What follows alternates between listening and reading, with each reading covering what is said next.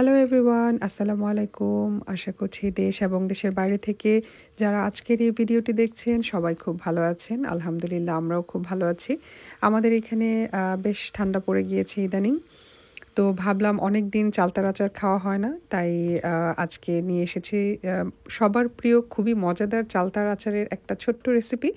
এটা আসলে ঠিক রেসিপি না, আমার যেভাবে ভালো লাগলো আমি ঠিক সেভাবেই বানিয়েছি। আমার কথা হচ্ছে মুখে টেস্ট লাগলেই হয়ে গেল।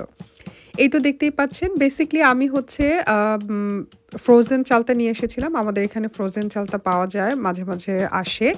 তো তাই সেখান থেকে আমি ৩ প্যাকেট ফ্রোজেন চালতা নিয়ে এসে সেগুলোকে নরমাল করে তারপর একটু ছেঁচাছেঁচির কাজ করে নিলাম, কারণ চালতা আবার একটু ছেঁচা না দিলে তার রিয়েল টেস্ট পাওয়া যায় না।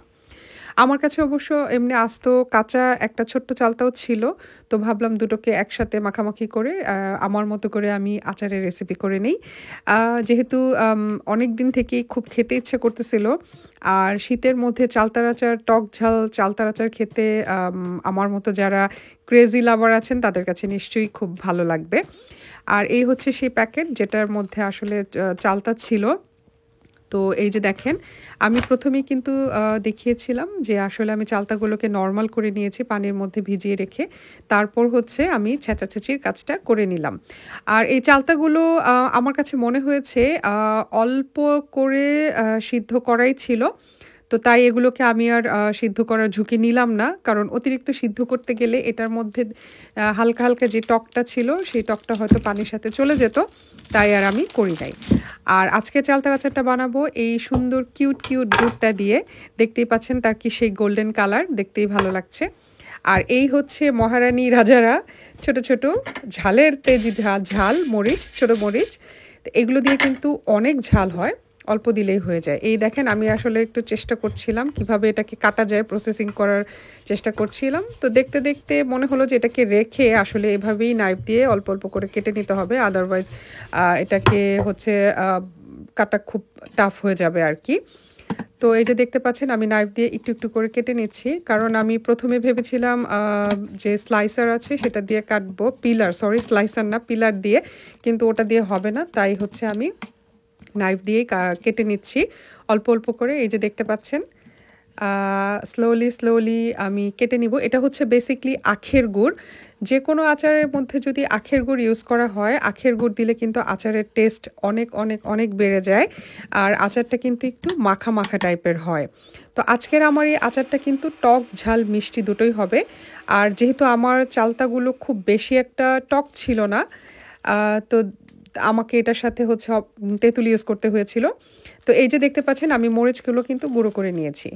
এই যে আরেকটি সবার জিভে জল আনার মতো একটা জিনিস, হ্যাঁ, তেঁতুল। তেঁতুল ছাড়া কিন্তু চালতার আচারটা মোটেও মজা হইতো না। তো এই জন্য আমাকে হচ্ছে একটু তেঁতুল ইউজ করতে হয়েছে।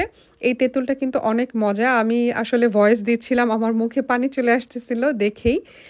আর এখন আমি যে জিনিসগুলো ইউজ করব সেটা হচ্ছে তেজপাতা আছে এখানে, আমি আস্ত ৫ ফোড়ন নিয়েছি। আর এখানে হচ্ছে ফেনাল সিডস বা মৌরি বলতে পারেন, বা মিষ্টি সজ বলে অনেকে। আর সাথে আমি অল্প করে নিয়েছি রসুন কুচি। এগুলো হচ্ছে একটা এক্সট্রা ফ্লেভার অ্যাড করবে। তো এই যে দেখতে পাচ্ছেন আমি একটা পাতিল বসিয়ে সেখানে আমি সরিষার তেল ইউজ করে ফেললাম।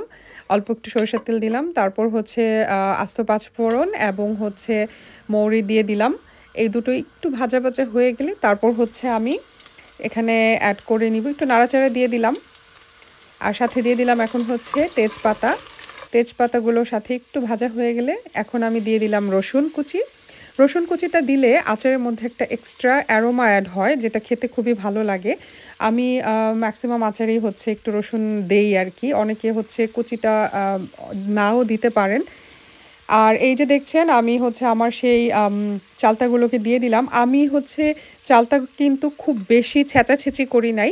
অল্প, অল্প করে ছেঁচাছেঁচি করেছি। কারণ হচ্ছে আমি চাচ্ছিলাম চালতাগুলো একটু আস্ত, আস্ত থাকুক যেন আমি কামড়ে লাগে আর কি। অনেকে হচ্ছে একদম অনেক সুন্দর করে বেশি ছেঁচা দিয়ে নেন। এটা যার, যার আসলে ইচ্ছা। আমি ইচ্ছা করেই একটু অল্প পরিমাণে ছেঁচাছেঁচি করলাম। কারণ আমি চাচ্ছিলাম চালতাগুলো যেন একটু বাইট অবস্থায় থাকে, যেন আমি একটু বাইট করতে পারি এরকম যেন থাকে। যখন এই চালতাগুলোর ভিতরে সব গুড় প্লাস হচ্ছে স্পাইসগুলো ভিতরে ঢুকবে, ভিতরের মাংসটা যেন রসালো হয়। যেমন যখন আমি এটাকে বাইট করব, ভিতরে যে রসটা আসবে সেটার সাথে যেন এই গুড় এবং স্পাইসগুলো যেন মিক্স হয়ে আমার জিভে টাচ করে আর কি। তো বলছি আর আমার মুখে পানি চলে আসতেছে। আমি আসলে আচারটা শেষ করে মনে করেন চুলা থেকেই আমি খাওয়া স্টার্ট করে দিয়েছিলাম, মানে আমি আর সহ্য করতে পারতেছিলাম না। এই তো দেখতে পাচ্ছেন আমি এখন একটু লবণ দিয়ে দিলাম।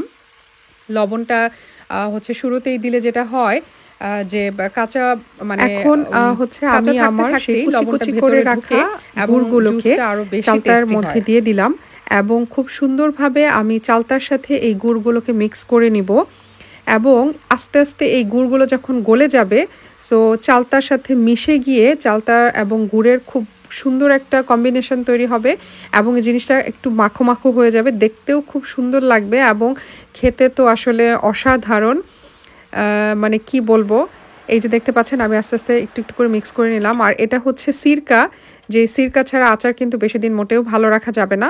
তো আমি সিরকাটা ডিরেক্টলি না দিয়ে আমি যে তেঁতুলটুকু নিয়েছিলাম সেই তেঁতুলের সাথে আমি সিরকাটাকে ভিজিয়ে মিক্স করে নিব, তাহলে আমি একসাথে দিয়ে দিতে পারবো আচারে।